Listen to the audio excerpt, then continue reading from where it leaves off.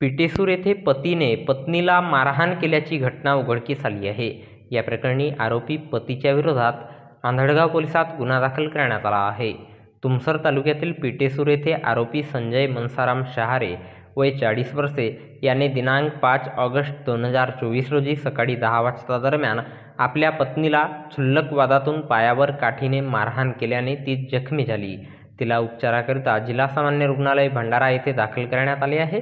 या प्रकरणी आरोपी संजय शहारे याची पत्नी जखमी विवाहित महिला वय 32 वर्षे यांच्या तक्रारीवरून दिनांक 16 ऑगस्ट 2024 रोज शुक्रवारला सायंकाळी 5 वाजता दरम्यान आरोपीवर आंधळगाव पोलिसात गुन्हा दाखल करण्यात आला असून या घटनेचा पुढील तपास पोलीस हवालदार लांजेवार हे करीत आहेत। तर याबद्दलची माहिती भंडारा जिल्हा पोलीस दलाच्या वतीने दिनांक 17 ऑगस्ट 2024 रोज शनिवारला एका प्रसिद्धीपत्रकाच्या माध्यमातून देण्यात आली आहे।